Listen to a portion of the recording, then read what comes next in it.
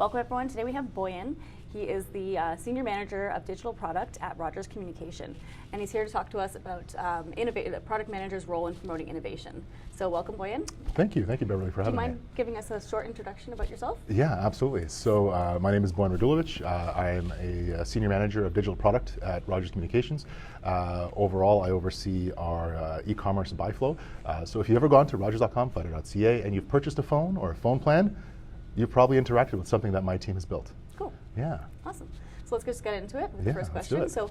So what do you think the role of the product manager is in promoting innovation within a company? That is a wonderful question. So let's pick that apart a little bit. Mm-hmm. So the first part is, what is the role of the product manager in the company itself, and then how do they promote the innovation of said role. Mm-hmm. So I found that a product manager is always more of an advocate of what it is that they're trying to build and do. From my perspective, we're always looking at how we might solve a customer's problem or frustration. Mm-hmm. The saying goes, the customer's always right. Mm-hmm. But what it really means is the customer's right about what they want. Right. And so the hardest part is identifying specifically what it is that's causing a pain point for the customer. Like, what are they really frustrated about? They can't do something online, or they can't purchase the latest and greatest phone, or they can't find the phone plan that their friends have. So how do we address some of these frustrations and some of these concerns? So once we've identified the problem to solve, or the right problem to solve, mm-hmm. then we get into the how. How do we solve it? And that's where the innovation comes in. And the innovation piece in a lot of this is how we also collaborate. And that collaboration comes from not strictly from a product sense. You have to have engineering involved. You have to have your technical teams involved. You have to have your UXD. Oh my God, your UX designers, your UI researchers. You have to really understand what's happening at all angles. You have merchandising involved, marketing teams. So it's not just, hey, the product people said this and we have to go and execute it. It's bringing all of these voices together, and then from a product perspective, you have to discern, what makes sense to do right now, what makes sense to do a little bit later, and keeping in mind, balancing the needs of your stakeholder that's sponsoring all this work to get done, and really providing that budget so you can build all of it. Mm-hmm. Yeah. Awesome, love it. So what's an example of how you've encouraged innovation within your team, as your in previous role or in your current role? Yeah, so I think one of the cool ways, we used to do this more frequently in the before times, before everyone was as remote as they are now. A long time, it feels like a decade ago. 2020 was the longest 10 years of my life. But before we would physically get together in over several days in a room with flip charts and whiteboards and the smell of fresh Sharpies and stale pizza and Post-it notes, and you would just try and tackle and figure a lot of these things out. So fast forward to how we work today, which is more hybrid. So we are a national company. My team is diverse across the country. It's not located only in Ontario. We have people in different provinces, and we interact with different time zones as well. So how do we bring everyone together? So what we do is, at least once a quarter or once every few months, we physically bring people together into a room. It's a very purposeful interaction. Nobody really, in the days of hybrid and remote work, nobody's really grinding away 7 a.m. to 6 p.m. coming into the office every day, because we actually get more work done in some cases, because we are a technology department. Mm-hmm. But what we do is, so once a quarter or a couple times a year, we physically get together in a room, very purposeful. It's time boxed. We give ourselves 3 or 4 hours. Obviously there's breaks and snacks, and you always have to have breaks and snacks. Oh yeah. But what we'll do during that time is we'll all have some pre-reading ahead of time, so everybody comes with the same information, with the same basis mindset of what it is that we're going to talk about, what it is that we're going to do. Everybody is aware of what we're going to walk away with at the end of that time frame, and we come with the different perspectives of our various departments. So we don't just invite people from our direct vertical. We invite people outside, so people from support. What is support hearing? We invite people from our frontline sales, our care teams. So we have those different voices and different perspectives of our own internal employees saying, well, this is why somebody calls in and complains about X, or this is why somebody is searching for this particular thing on our support pages. Mm-hmm. And we take that knowledge with the knowledge that we have from a sales and marketing perspective, and how does that all come together? Mm-hmm. And we try and thematically put things together of what it is that our customers are saying, and most importantly, what it is that they're doing. Mm-hmm. And then does the data match up what we're seeing, but most importantly, what we're also not seeing. So that 4-hour session, we will literally have hundreds of ideas hundreds of ideas come out of that, and on average we'll have dozens of themes of, hey, this is what we should kind of focus on going forward. Then we take those themes, we take those ideas, we kind of break them down a little bit more, we match them up to the data, to the analytics that, hey, is this really happening, or is this anecdotal? Everybody has that one story of, oh, I did this thing online and this happened, but is this really being showcased in what people are doing or not doing through the metrics, the data, through the analytics? And then we put that in a presentable format where we go back to our stakeholders and say, hey, listen, this is what we are seeing, thinking, feeling, doing out in the world. This is coming from different perspectives, and then does this align to what our business goals are, right? Because it's not just, hey, product came up with this thing and let's go do it all on our lonesome. That is a wonderful fantasy world that we all live in with, lean startup, how-to books and all these things. But the reality of it is there's, we have a business to run, we have lights and overhead and support and things that we need to do. We come together, we spend 4 glorious hours writing down all of these things, and then we all walk away, and then we have months and months of work that come out of it. And the best part is, because every single person had a chance to voice their input, then it's not, well, Bojan told me to do this. It's Beverley and Bojan collaborated, and they both think this is a good idea and a good approach. So when you get that buy-in from people, guess what? 2 months later, when you're working on a particular story or an epic that came as a result of that idea session, you have more buy-in from the people that are actually doing it, because you were part of generating the thing that we're trying to solve.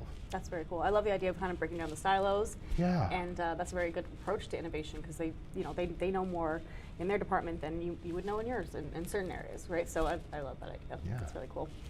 Awesome. So how do you prioritize innovation projects within your product roadmap from those sessions? How do you move forward? Yeah, absolutely. So, well, first and foremost, you look at what does the business need to do to keep running. And that takes priority over everything, right? If you can't keep the lights on, I'm sorry, you can have the best ideas in the world, but if you don't have the power to even turn on your laptop, you can't do them. So first and foremost, you look at your business metrics to make sure that you can continue. So in our case, we continue to sell our phones and our phone plans, and continue providing service to Canadians. It's one of those things that, you want to integrate innovative thought to everything that you do. It's never, well, we're going to spend 20 minutes on a Tuesday afternoon and doing innovative things, and then the rest of the week we're just going to go business as usual. It doesn't work like that. You always have to have this kind of growth mindset of, how can I make this a little bit better, or a little bit simpler, or a little bit easier, or hey, if I do this for one particular application, I might need that in a different application later on, so why don't I just build it right the first time? And so even though something might take a little bit longer to do, because you make something a little bit more modular, reusing it and how you apply to it later makes it that much better, that much simpler, that much easier to do. So it's not time boxing and saying we're only going to innovate on Tuesday afternoons between 4:10 and 4:30. It's every problem, every conversation, every meeting that you attend, how do you kind of take an extra minute or 3 and apply an innovative or growth mindset to what it is that's being asked? And that's kind of how we do it. And just for the record, I'm speaking solely on behalf of Bojan. I am by no means representing the company, although it is a great place to work, so check it out. We can add a disclaimer. Add a disclaimer, yes. But yeah, I'm just here to talk about product management things. Yeah. Awesome. And we're so glad you to talk about it, and that's already been very interesting. So I have many more questions for you. all of them. So I'm just going to shoot them at it. So what steps do you take to ensure that your team remains focused on innovations and doesn't get bogged down with day-to-day tasks? Yeah, it's getting them involved in the process. It should never come from a top down, even though we're hierarchically, what's the word?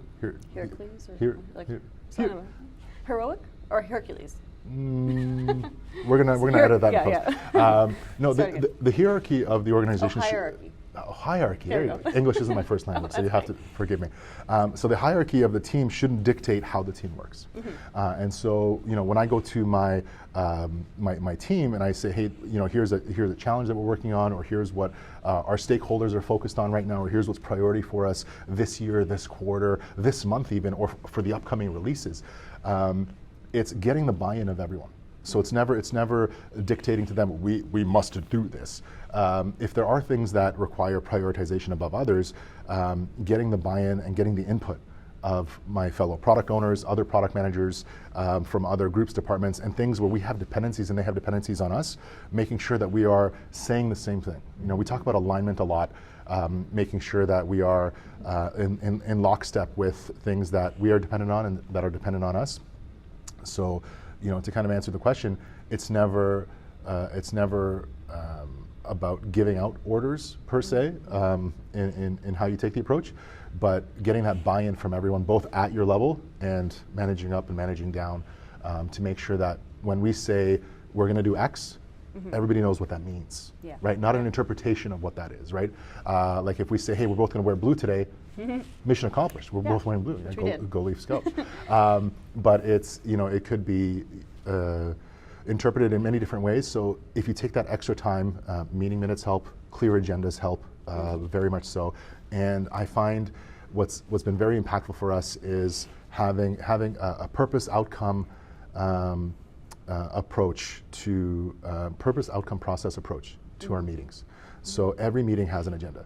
And my team, love them for it, and I've been guilty of this myself. No agenda, you don't accept.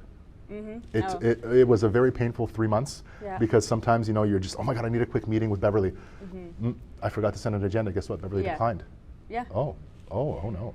And I think it's becoming more and more acceptable now to decline meetings, especially in a remote world, because you can't walk over to somebody in the middle of the day and tap them on the shoulder and say, hey, I have this question. It's, you know, find a spot in their calendar or try and call them, et cetera. So the purpose outcome process approach to how we arrange our get-togethers, and I'm a big fan of send an email, don't book a meeting type of approach. Say, that's a lot of times meetings can be an email. I think 9 out of 10 times it can be an email, and the other one time still an email. But when you send out and you say, hey, the purpose of what we're getting together today is we're going to have a fireside chat. The outcome of this is going to be a video, a podcast, collateral that we're going to share and send and ideate. And the process that we're going to do it is, okay, Bojan's going to show up at this time. We're going to sit together. We're going to test out our mics. We're going to test out the AV tech, whatever. So you know right away what you're in for. There's no surprises. There's no getting that message that says, hey, got a minute? How does everybody feel when I get that? And you come with cameras. You come with cameras and you're like, oh, I didn't know this was going to be recorded. So when you're planning out from a product innovation perspective of what it is that you want to do, everything you do has to be purposeful. Because you don't want to waste your time, you don't want to waste somebody else's time, but it gives you trust, it gives you credibility, because you know that, hey, if I give Beverley 25 minutes of my time, she's going to respect it, she's going to appreciate it, she's going to show up on time, she's going to go through everything that we talked about, and the outcome of that is going to be shown because we've already talked about it. Most importantly, out of all this, send the meeting minutes right away. The moment the meeting is done, within 5 minutes, there's a record of what happened. Everyone's on the same page. If it's not written down, it didn't exist. It never happened. I love that. Okay, awesome. So how do you measure the success of an innovative product or a feature that you're rolling out? Great question. How do you measure anything? So qualitative, quantitative. So there are so many data points, almost too much data, to the point where you can get overwhelmed. Especially so, obviously, website e-commerce.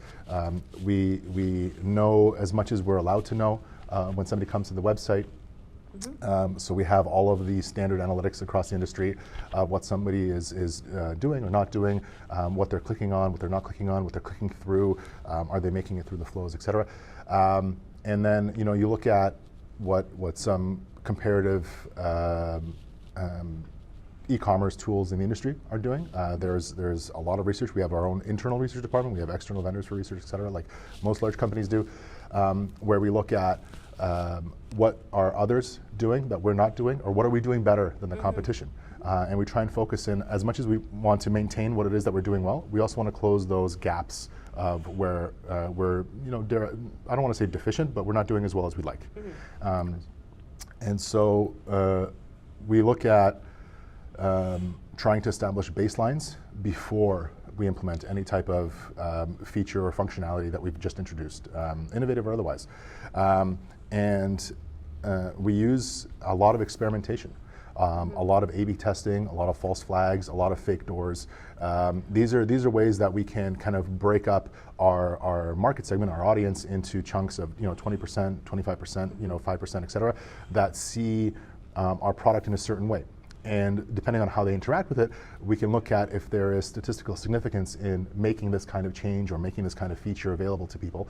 And we can go, hey, that is a really cool thing. Let's look into that a little bit more. Or our hypothesis was that we would get X results, but we got Y result. Why was that, right? And having that mindset of let's try it and see what happens and keep trying, right? It's not just like one and done. Oh, hey, we tried this one thing. Okay, we're good for 3 months. No, we are running tests constantly. And when I mean constant, I'm like daily, weekly, at any given time, we have dozens of active hypotheses that we're testing to see, what works, what doesn't work. Some of it is based on industry, others is based off of our own observation from our own internal research. And that's very important, because as much as you can say, well, look how Amazon does it, look how Walmart does their online shopping, that's great. We're not Walmart and we're not Amazon. Yeah, you want to be a unique selling point. Right, and how people interact with us, whether it's a Canadian telecom or whether it's an automotive company or whether it's a financial services company or fintech or whatever, know your audience. Both internally and externally. So know your audience of who's buying your product, who's using your product, who keeps coming back, but also know who your stakeholders are, right? Who's got skin in the game, who's got interest in wanting this to succeed and wanting to uplift you and give you the resources you need to achieve that as well. So, long-winded answer, analytics are your friend. Oh, yeah. Understand the data that you're looking at and test, and learn as much as you can from the failures as much as you do from the successes. That's awesome. Actually, you mentioned some, what was it, like false flags and yes.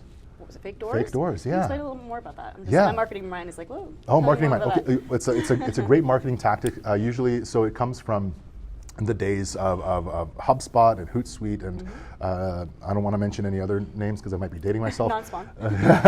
but it came to it would cost a lot of money to build a particular feature. However, it doesn't cost a lot of money to put a little link or a button or an input field to say, hey, enter your email address if you're interested, or click here to accept this offer, etc. Yeah. And then you would look into how many people actually use that feature, how many people actually click through, how many people, whether intentionally or accidentally, click on it, and you see, hey, if we put up a little sign up that says, sign up to our newsletter, yeah. right? How many people actually went through the process of typing in a valid email address and clicking on submit, right? It might not even, a newsletter might not even exist. However, if you see that, hey, and this is, just random numbers, if we have 10,000 people coming to the site and we have 1% of those people signing up and say, hold on a minute, we have 100 people that are interested in signing up to this newsletter, maybe we should start a newsletter. Yeah. What do you think, Beverly? Yeah. Should we start a newsletter? I think so. We should start a newsletter. But that's how you find out, test and validate. And these are things that you can show to all of your customer base, or you can try and segment the market and only show it to certain provinces or to certain postal codes, or however you want to break it apart. There are many paths that you can go down with these types of A/B testing, showing one versus the other, doing so false flags are all like false icons or things that exist that people can click on but they don't actually do anything. So sometimes I'm like, oh, this is broken, but you see, hold on a minute, why is this person clicking on this thing just to see if they're actually doing it? Now, you don't run this for weeks and weeks and weeks and frustrate your customer, but this is indicative of behavior and usage, and then you have various tools that can show you what the customer's doing on the screen or not. Obviously, it's all encrypted and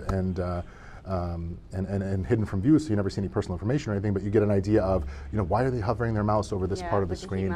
Heat maps, etc. We do a lot of that with our UX audits and things like that as well. And I'm familiar with some certain tools that you can use for that. 1,000%. So and cool. It's so much more important now than it's ever been before, because especially these last 2 years, everyone has accelerated online. Oh yeah. Whether they wanted to or not, because we were in lockdowns, we were locked up. Your window to the outside world was your laptop, was your iPad, was your phone, and if you did not have a good experience, guess what? Not too many people were coming back. Yep, exactly. That's what we focus on here, trying to make things the best experience people can have. And you're right, and nowadays, even more so, just people come already very qualified because they've looked and they've done their research, right? Yes. So you're kind of just there for the last couple stages, or just to convince them to, absolutely click that checkout button. Yeah, 1,000%. Awesome. So let me see. So how do you collaborate with other departments, engineering and design, to promote innovation? Very simply, we make them all part of our department. Yeah. So we put a face to the name and a name to the face. So it's not just senior marketing person on floor 6. We call them up a name. It's Beverley. That's going to be part of these conversations. That's going to talk to us. It's Kevin. It is Vinit. It is whoever is part of these conversations. So when we get together and we have kickoff meetings for a particular epic or product or feature or initiative that we're doing, we bring these people together at the very least for the initial 1 or 2 meetings, just so that everyone's aware of, okay, hey, Bojan and his team are working on this. Here's the direction they're headed in. If I'm a UX UI person, I might not be needed on day 1, but maybe they need me on day 10. Right? Or on step 10, or whatever that looks like. But you're aware of it. And it's not just, oh, hey, UX resource ABC. When you give a name to that resource, and I hate that people call them resources, they're human beings, they're people, they're our colleagues, they're our friends, they're our coworkers. These individuals, when you call them out by name, are that much more receptive to partaking and helping and et cetera. So when you say, hey, Beverly's going to be working on this piece of content for us, and Bojan's going to be working on this from a product perspective, and together we're trying to hit a particular launch date, or we're trying to get this feature out in a given time period of the year, we're both aware of what you're doing, what I'm doing, what our roles are together, and it makes it that much easier and that much simpler to send a Slack message or Teams message to say, hey, how's this going, or how's that going, or do you have this collateral, or do you have this thing built or done? And if not, how can I help, or what can we do about it? One thing that, especially over the last year and a half that I've been at Rogers, specifically in this team, in this department, the collaboration, every time you ask somebody a question, it's not, why do you want to know, or who is this asking? It's how can I help, right? Which is a big mind shift in how you approach solving problems. The moment that I say, hey Beverly, can we speak about this project that we're working on? And if the first response from you is, yes, we can, how can I help? Oh my God, yes, that incentivizes you to work that much harder and that much more collaboratively, because you're both in it together. Versus, I'm busy, I can't talk to you right now, book a meeting, et cetera. Because that has a cascading effect of dividing more than bringing together. Right, yeah, it's a two-way street, for sure. Yeah. So what's your approach to identifying and assessing emerging tech that can impact your product? Oh my God, yes. We are constantly on the lookout for the latest and greatest, but also what's going to disrupt. So fortunately for us, we have direct access to some of our manufacturers, and we know things months and weeks ahead of time than the general public knows. So that's kind of cool, insider right? Scoop, yeah. Yeah, insider scoop, right? So obviously, we can't talk about those things. But you see it when we launch a new device, and literally, later in the year when Apple has their presentation, they say we've announced the new iPhone 14, like they did last year, brand new iPhone 14. Nobody ever questions that. Literally, the moment that they say it's available now, within a few hours later, guess what? It's on the website. Yeah, right? right. That just didn't happen overnight. Yeah. That's something that we spend time working on and building, and collaborating with our partners, internal and external vendors as well, just to make sure that we are ready for those, right? Whether it's Apple or Samsung or Google or whoever they may be, these are things that we have to coordinate with. So that's from a manufacturer perspective. But there's always opportunity to look into what is the next thing from at least from a telecommunications perspective. Most notably, one of the technologies that's kind of on everyone's radar right now is electronic SIM cards, eSIMs. So last year, Apple announced that eSIMs are going to be the only form of connectivity in the US for their iPhones. So a lot of these providers had to be ready and get that ready. So there's a lot of speculation that as this technology grows more and more, we have to adapt and provide it. So, fortunately for us, we knew this many years ago, and we've had the technology in place to be ready for this. So, if and when they launch an eSIM only device in the future, that's something that we're going to be ready for. But you can do it today. You can go right now. So if anybody wants to go and buy an iPhone 14 Pro Max and all that fun stuff, right? Check out your local store. We can set you up with an eSIM or a regular SIM, et cetera. Yeah. But these technologies, how we find out about them. So we have vendor days, we have conferences, we have internal internal technology groups inside of our company that arrange for these other vendors and other people to come to us. As much as we go to other conferences and we go out into the industry and we go to trade events, they also come to us several times throughout the year to talk about here's what's next, here's what's coming, here's what the competitors are doing, here's what's happening in other parts of the world, here's what you might be looking for. And that kind of gets the creative juices flowing of, you're thinking of your what if possibilities. How can I use this new technology to do something? Or does this technology solve something that I've been trying to fix for a while, or in a different way, right?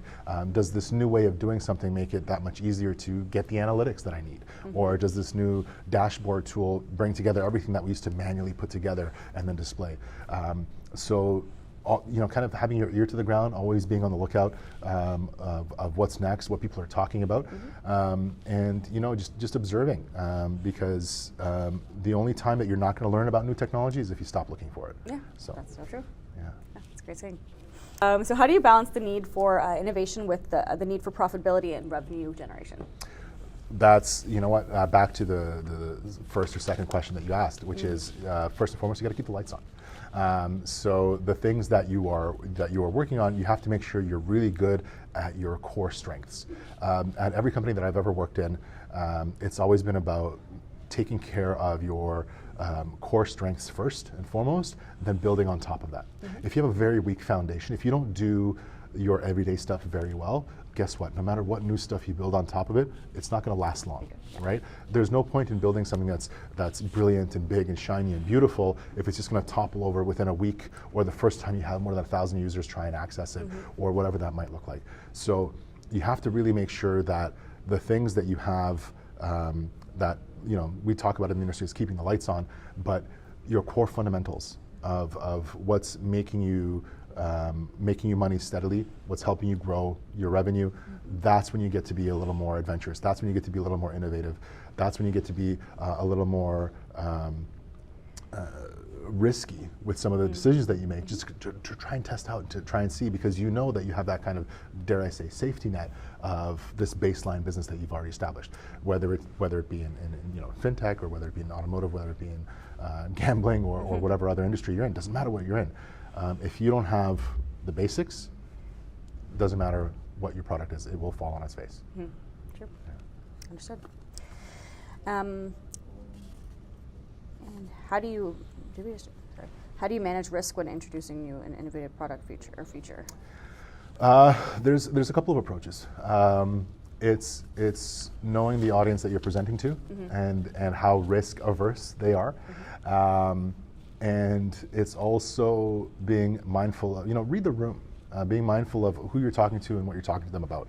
So back when I worked for a financial company, knowing that whenever you were talking about making changes to how something happens with somebody's transactions or finances, or how you handle people's personal data, those are very, and rightfully so, those are very important topics to discuss. And you can't just walk in there willy-nilly, put up a slide deck and say, oh, this is how we're going to change your entire game. It doesn't work like that, no. You have to be very mindful and respectful of what it is that you're taking in terms of risk, calculated, and you have to kind of provide the method to the madness of why are you presenting the thing that you're presenting now? Why is now the right time to go after it? What research, what data, what information, what analytics do you have that backs up your hypothesis, your theory? Like, did you go out and test with 1,000 users, or 100 users, or 10 users? Did you go out and see what their reactions were like? Did you engage with a vendor that's done it well in a different market?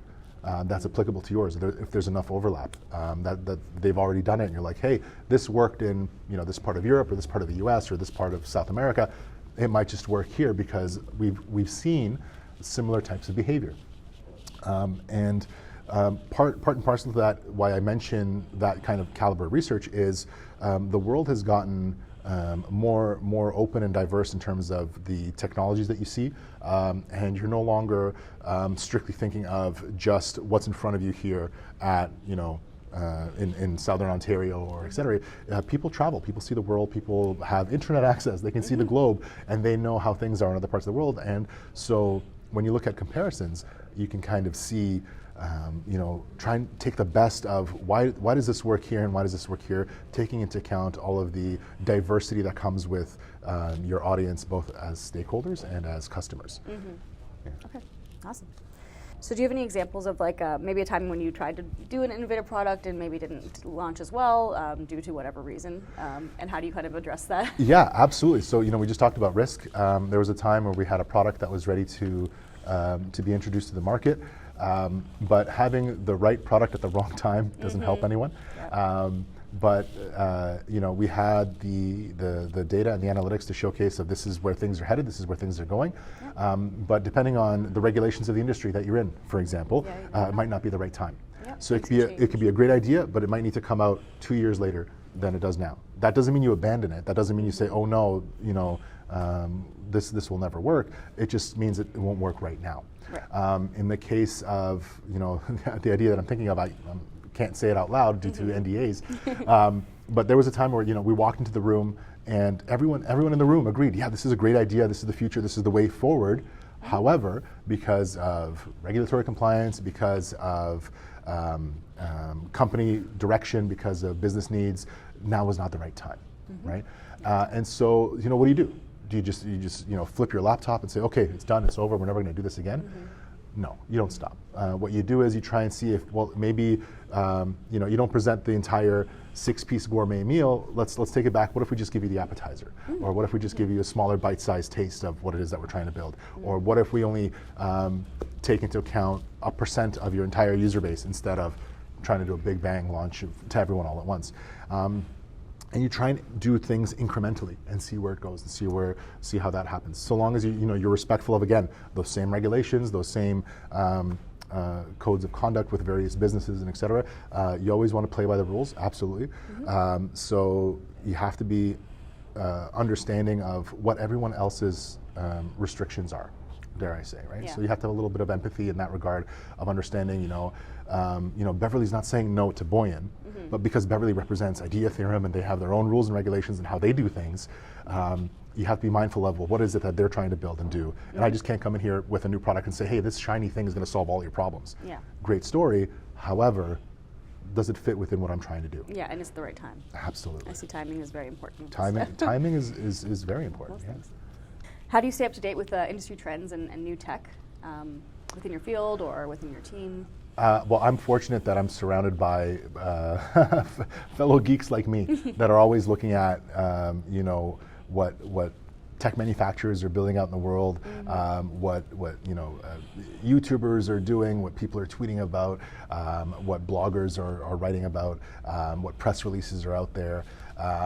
And also building up from your own network, be it from school, from previous jobs, from previous roles, staying in touch with those individuals that have always been on the cutting edge of looking at, what's next, what's the next big thing, or what are we seeing more and more instances of.